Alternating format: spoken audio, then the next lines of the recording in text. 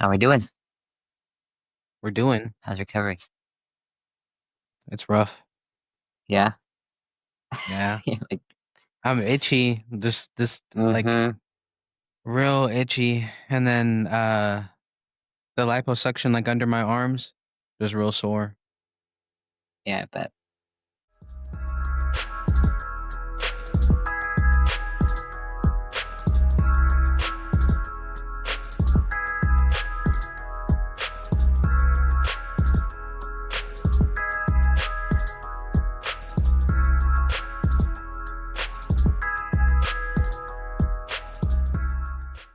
Welcome to Two Guys Unfiltered, a podcast where trans people share their coming out stories, the funny ones, the hard ones, and everything in between. I'm Juju. and I'm August. So whether you're trans, questioning, or just here to learn, we're glad you're here. Our guest today is they talked about their love for writing, experience being a two-spirit, and the struggles of coming out later in life. So let's get into it. Okay, Azrael. So if you can you introduce yourself, gender identity, pronouns, and then just a little introduction of who you are? Hi, my name is Az. My pronouns are he, they. I'm a trans man, also a two spirit. And then in the form that you filled out, you said that you were interested in a lot of things we talked about, like screenplays, fiction, poetry. Can you tell us more about that? Yeah, I studied creative writing in junior college, and in the program, it was only fiction and poetry. But like as I started studying, I understood that like some stories are meant for the screen, some stories are meant for stage, some stories are like a graphic novel. And so I just started studying everything outside of my program, theater, film, and I fell in love with film. So after I wrote a queer lit novel back in like 2012, and then I immediately wanted to put it on the film. So I got into film, and that's been amazing. Um, I've had a really good time learning screenwriting, but I think I'm going back to fiction, not permanently, but just like I'm starting to find my voice again in the expanse that fiction provides. Screenwriting is all about budget and like page count. It's there's so many restrictions there. So yeah, And what would you say kind of inspired you to write? Is it just more like an outlet to express feelings, or it started as a survival skill when I was a kid. I okay? couldn't sleep at night, and Mm. so I started journaling, and then I started like when I watched a good movie as a kid. I don't remember what movie it was, but I started like writing fanfic, and then me and my brother started writing X-Men fanfic. Like he would draw the pictures, and so it started with fanfic, and now as an adult, I write to keep my sanity. Because there's so many different parts of me that seem contradictory, so I just give them different characters and they can be their own person. And so it's a way that I make sense of the world and also make sense of myself. Yeah, Yeah. yeah, I get to. Therapist always tells you to like write your feelings down, but I always feel like I don't know. Maybe I that's why I should do it because like I can't. Like I'm like, what the fuck do I put? I'm sad. Like, Yeah, you but don't really yeah, know how to put it in words. express It's it. hard. Yeah. Mm-hmm. Uh-huh. Definitely not a good writer. So And then if you want to give us a little bit of your coming out story. Coming out. Um, I didn't know I was trans. I mean, there was the symptoms as a child, but back in the 80s, I just was a tomboy, I guess, right? And then I came out as bi, then I came out as lesbian, and like I got comfortable with like the stud lesbian gender role. And so I kind of just accepted, like everyone was like, "You're a woman, you're a woman, you're a woman." I was like, okay, fine, you know. But it wasn't until I moved to Portland actually, and I saw more trans expressions. And one day, out of the blue, posted a picture of my brother shirtless, and I was like, "I want to look like this." And then there was so much support coming in. I was like, "What? I can do this." Wait, and so I started seeing a therapist who happened to be trans, and he was really a guiding light. He was awesome. Yeah. How is that having a trans therapist? Amazing. I still to this day, I have not found a therapist who gets it Mhm. because it sucks when you're educating your therapist. Right. So many of us find ourselves in that situation. So to have a trans therapist who already knows everything that you're going through or, knows how to respond, a real blessing. Yeah. Yeah, I haven't gone back because I feel like I would need a trans therapist because I'm tired of explaining myself.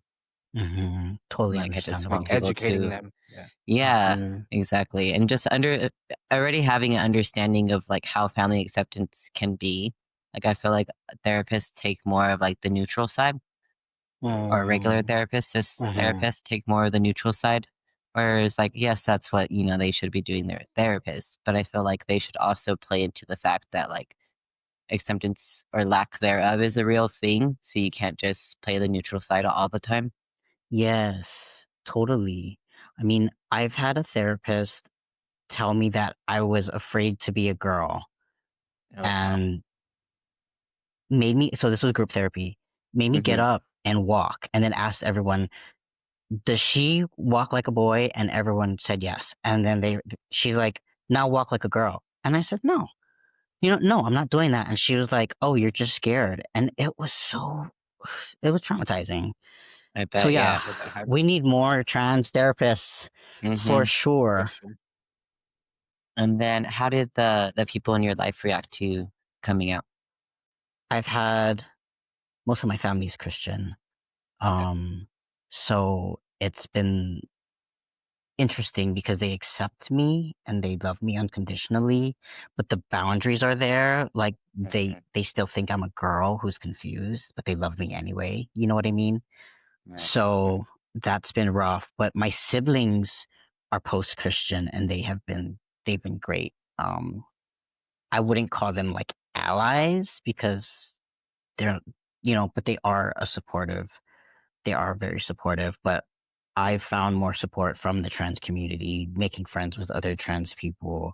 I mean, our community is so beautiful because of the things that we've been through. Yeah. Yeah. And, how old were you when you came out? I believe I was around 36. Okay, so you were Yeah. a little older than most people, yeah. Mhm. And do you think that has affected you a lot mentally, or do you feel like that's when you needed to come out? I wish I could have came out sooner. Like when I Okay. see these trans guys in the gym, like I'm like, "Oh man, when I was young, I could have did that." But at the same time, I've gained a lot of wisdom living as a woman. Um, and I would not have gained that wisdom if I Yeah. had not had that experience. So there's a part of me that regrets, and the other part of me is like, you know what? I'm grateful that I am who I am, and my experiences made me who I am. So Yeah, most definitely. yeah. Oh, how long have you been on hormones? 6 years now, 7, something, 6.5. Yeah. Or what's one thing someone should have warned you about before starting hormones? I wish I had known that behaviors that are acceptable for a stud is not the same behaviors that are acceptable as a man. I really struggled with that. It was hard.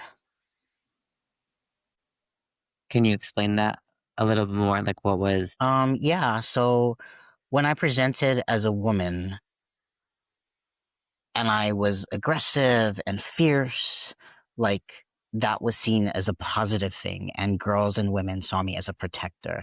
Like when I was in construction, I remember there was one other woman there, and she followed me around. She was straight, right? She wasn't like hitting on me or anything, but she felt safe in my presence because I could go toe to toe with these other guys and clap back. Um, but when I transitioned, it felt and looked and came off as toxic masculinity, and I really struggled with that because I'm like, I have to change my expression or lose the women in my life. And I'm, was dating a woman at the time. She's my wife now. And I didn't want to lose those connections. I already saw, like, once I started presenting as a man, that sacred trust that women have, that I was on the outside of that, and I really grieved that. It was hard. And so I just had to look at myself and see, even though I was in my 30s, that there was a part of me that was a 15-year-old boy, and I had to kind of be the mother of that 15-year-old boy, and look outside myself, and I locked on, like, the healthy masculine men, um, and just kind of started to model that and kind of nurture that part of me that couldn't act out anymore, you know? Yeah. Breaking news! In recent news, doctors at the Department of Veterans Affairs have now been instructed to stop providing forms and support letters that refer veterans to private medical providers for gender-affirming care. One VA doctor spoke up against this ban, stating writing these letters is such a minute task. It doesn't cost anything, and it's not hard work, yet it's still prohibited. This is a clear attack on transgender people for the sake of attacking. Big news out of Arizona this week. A federal judge has struck down a policy that required transgender people to undergo surgery before updating their gender marker on their birth certificate. This lawsuit was brought by 4 transgender youth backed by the National Center for Lesbian Rights. They argued the rule was not only outdated but also discriminatory, and the judge agreed. He called the policy irrational and gave the state 120 days to stop enforcing it. Now, trans Arizonians will no longer be forced to get surgery just to have documents that reflect who they are. They'll still need a doctor's note confirming their gender identity, but this is a major step forward for trans rights in the state. In more good news, Japan is currently only one of 7 industrialized nations that have not offered legal protections for same-sex unions. However, over the past few years, 3 of 8 of Japan's regional high courts have ruled that the government's failure to do so is unconstitutional for same-sex couples. And as of recently, Japan has extended the application of 9 laws related to spousal rights and responsibilities to same-sex couples, leading the way for better LGBTQ+ rights in the country. If you want to read more into these stories, the links to the articles will be in the description below. You're on mute, August. Sorry. My dog always likes to make an appearance, so I have to mute myself. One of your answers in the form, which I'm going to quote right now, it says, being trans isn't about picking which gender you want to be. It's about discovering who you are through brave exploration. So I wanted to ask if you can explain how you explored your gender. How did things play into you exploring your gender, whether it be like religion or spirituality, as a whole? My spiritual path brought me to my gender identity as a two-spirit because I was raised Christian. I was raised in a Pentecostal church, and I went pretty deep. Like, I was a minister at one time. I thought I was going to be a pastor. I thought I was going to be like an ex-gay pastor. Okay. Mhm. That's how deep I was. And when I left, I went to, like, new age spirituality, which was cool until I found myself a victim of white supremacy. Before that, I was pretty colorblind. Um, and that kind of opened me up to the racial dynamics and pointed me back to my reconnecting. And now, I am a part of a indigenous community. My Two Spirit Circle is such a beautiful group of people, and I'm a baby. I'm learning so much from them about what it means to be Two Spirit, and how to kind of carry myself as a Two Spirit person. I'm still learning, but it's been pretty incredible. Yeah, Yeah. No, I know there's like a lot of self actualization and self reflection that goes into that. So it's not totally. an easy thing to be. So and then for your transition as a whole, what would you say has been the most affirming or joyful part of it? I would have to say top surgery. Top surgery has been it because I grew up in Hawaii. I come from island people. having a shirt off and being at the beach with nothing but a pair of surf shorts on. Mhm. That is me in my element 100. And when I was in Hawaii before my top surgery, I had tape, and I had kids like, why do you have that on your chest? And like, people just, okay, that person is trans. But to be able to take off my shirt and nobody looks at me funny, I'm like, what? This is pretty amazing. Yeah, it's pretty awesome. And did you, get top surgery when you moved to Oregon, or were you still in Hawaii? No, it took me a long time to decide because Okay. I wasn't sure. I was afraid of regretting, but I went to Greece because it was a lot cheaper. So I paid Interesting. about 39, maybe let's say 4,000 for keyhole in Greece. Okay.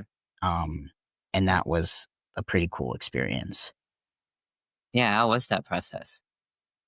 It was pretty quick and easy. I got my letter from the VA, and once I sent my letter, it was like, okay, he asked me for pictures, or he asked me for pictures first, and he's like, yes, keyhole. We set a date, and I flew out there. It was pretty cool. I had my wife with me, so she took care of me.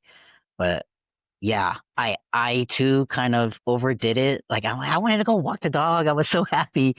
And it was like, okay, no, you can't walk the dog. You have to stay in bed.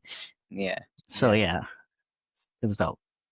It's like I don't know if it's like the joy that overtakes you in the beginning, and then it's just Mhm. like you feel the adrenaline in it or something, but it felt like Yes. a whole other level or something. Yes, It's that's very exactly what it interesting. felt like. Yeah. What would you say has been the biggest wow. What would you say has been the biggest struggle, of transitioning? So I know we talked about a lot about, like, misconceptions, internalized transphobia, and even toxic masculinity already. So how would you say, all of those have played into your transition as a whole? It opened me up to the reality of the society that we live in. Mhm. Um, Once you see, you can't unsee it. The gender construct, uh, like realizing that the system is afraid of us. Like they attack us because they're scared. Like we have the power. We're like a wrench in the engine of this Mhm. corrupt system that's killing Palestinians and kidnapping Latinos and empowering fascists. Like we have that power, and it's been such a incredible ride of with joy and grief and disempowerment and empowerment, and it's just been a roller coaster. Mhm. But in the end, I'm grateful for first and foremost for the community that I get to be a part of such an incredible community of people that we're in every single corner of the world, and that's pretty awesome. Yeah, I agree. I feel like they're scared of how free we are with ourselves because there's so much judgment they have on their own selves of like, "Oh, I should be doing this, I should be doing this," whereas trans people are like, "Fuck it, I can do whatever the fuck I want." Hmm. We can express our gender in numerous different ways. We can, you know, present ourselves to look a certain way, but then feel a whole completely different way, which they can't wrap their heads around, which I think is then scary to them. Absolutely, absolutely. We represent liberation. Mhm, definitely. And do you feel like there was a specific moment in your life where you're like, "Oh, I'm passing now. Okay, we gotta switch up how we act." Yeah, I feel like, well, when I knew that at some point I was physically passing and people were calling me sir, but my voice was still very high, and I Mm, went to voice therapy, and my voice was still super high. It wasn't until I moved to Greece with my wife. My wife is a Greek American, so we went to Athens, and I didn't know anybody there, and I just felt comfortable letting my voice drop. And I realized that I was unconsciously responding to other people's mm, expectations of me because they knew who I was before. So that was a pivotal point for me to hear my own voice and realize what I was doing, that I was like kind of centering who I am on other people's expectations. So to be able to break through and hear my own voice, I'm like, okay, now I'm like really passing Yeah. because I can talk on the phone and be like, yes, yes, sir, you know? Mhm. Yeah. I only last like 5 seconds, and then it goes back to customer service pitch. Mm. How is voice trading? What was that process like? How long did you do it for? It was a couple of months. This Hawaiian auntie in Hawaii, I called her Auntie Miley, and she was amazing. She basically gave me exercises, so I would practice going up and down, and then catching myself when I'm up and bringing it back down. And it was just voice exercises. She would Yeah. give me a voice exercise, and then I would spend the week like do 5 minutes a day until the next week she would test me again and we'd do it again. It was pretty cool. Neither Juju or I have put the work into voice training, so I think it's worth it. Nah, I mean, I just let whatever was gonna happen happen. Yeah. That was pretty it. You guys That sound was pretty it. dope though. I mean, I don't think that you sound passing to me. I don't know if that's the yeah. goal, but Mhm. I feel like with Yeah, I mean, here yeah, I appreciate it. with here, I feel like I'm more comfortable, like you said, being lower, but Mhm, when you mhm. speak to people that already know you're trans, it's you kind of instinctively put it higher because that's what they expect from you. yeah. I didn't think about that until right now. Like, it definitely did that in, like, the beginning of, like with family and stuff. I would talk, like, higher, and Mhm. then so I would not understand why they couldn't hear the difference, because everybody else in life in front of me could, but they couldn't, and it's because I Right. was talking Mm. higher to them. That's Mhm. Mhm. And what would you say has impacted your confidence today? My confidence, I think this is going to sound cliche, but going to the gym. Because I'm small. Like I was 4'11", and then now I'm 5'0", but only because I'm not slouching anymore. I'm not like hunched Mm, over anymore, so I got that inch. right. But because I'm so small, I'm already insecure about that. And Mhm. when I'm not working out, I get super skinny, and that's when I'm like, oh my god, I just don't like the way it feels. So I like putting on a little bit more muscle so where it's clear that, I have a masculine body. I'm Yeah. never gonna be built, but that's fine. And also like the dopamine and the endorphins, the brain chemistry. I mean, the brain cocktail is is nice as well. Yeah. Why trans men always short? Juju, how tall are you? Like 5'7.5". Okay, so Nice. you're average. I feel like I'm short. I You don't feel know. like you're short That's still? Dang. I'm over well, here 5'3". Stand next to me. Yeah. it just depends, I guess. Like, I've had, like, friends, like, I guess, like, if I'm around, like, a cis guy, right? And, like, I had a friend, he's, like, 6 something, like, it would make me feel like, "Oh, like a little guy." But generally, like, around, Mhm. like, where I live is, like, a huge Hispanic community. They're usually pretty short, so I, like, don't really Yeah, feel too short. Mhm. Kinda average size, I guess. yeah. I feel like I'm always the shortest guy in the room, so How tall are you? I'm 5'3", so Okay. a little bit You taller, you but still have some. still, yeah. And so looking back at your transition, what's something that you wish you'd given yourself more grace with? I wish I gave myself more grace with the um the toxic masculinity. I know now that you can't punish yourself out of behavior. You have to love yourself out of it. Mhm. It's gentle discipline that worked for me, you know, but discipline nonetheless. Well, what hopes, would you say you have for yourself and for the trans community? I hope that we can realize safety in our bodies and in our families, in our chosen families, in our communities. I hope that we can realize our personal power, like for me and for all of us. Um, I hope we realize how powerful we are, just as the system knows how powerful we are.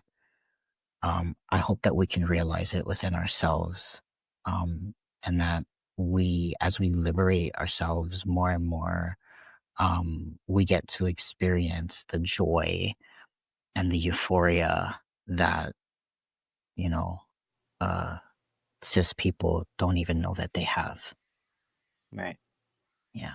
And then, if you can you share your TikTok account, like what kind of content you post?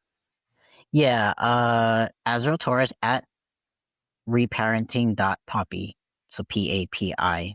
And it's messages to my inner children that might be helpful to others who might be going through the same things that I do. And then, it's mostly that. But I always keep the trans community in mind as I'm doing those things. I share with my inner children, knowing that they are having this experience of gender. Um, so yeah. Oh, and then there's the Sky Cave Productions. That's on TikTok as well. I'm sharing clips from interviews that my wife and we did a documentary called "Why Am I Trans?" And so I'm cutting interview, and I'm putting it on there. So that is at Sky Cave Productions. It is premiering on YouTube next month, August 19. So search Sky Cave Productions on YouTube and please subscribe. There's a trailer there. And you can look at whyamitrans.com for more information as well. But please subscribe to the YouTube channel. And I'm really excited to drop it. It took us 5 years to do it, and it's my journey as a trans person, asking myself, why am I trans? And asking all of the questions that I needed to ask to feel comfortable beginning my medical transition, because I was scared. I wasn't sure. I was listening to all this noise. And so, it's just about me asking those questions. And is it like your wife interviewing you or it's you interviewing yourself? Um, my wife interviewed a bunch of different trans people, including my trans therapist, my former trans therapist, and my prescribing primary caregiver. Um, but uh, it's about my journey, but I'm not actually interviewed. I narrate it. Okay. Yeah, Nice. That seems interesting. Yeah, it yeah. does. And when does that get released again? Sorry. October 19th October 19th. Okay. on YouTube, Sky Cave Productions. Awesome. Nice. And then we'll link that in our description as well as your TikTok. So if you guys Awesome. are interested, we can give him a follow. I think that was all questions we had for you. Um, was there anything you'd like to share with us? You guys are awesome. Thank you for doing what you guys are doing. Yeah, thank you for inviting me. This is pretty cool. Thank you. Yeah, we thank you for agreeing to come on. So that's a wrap on today's episode, Two Guys Unfiltered. A huge thank you to Az for sharing his story today.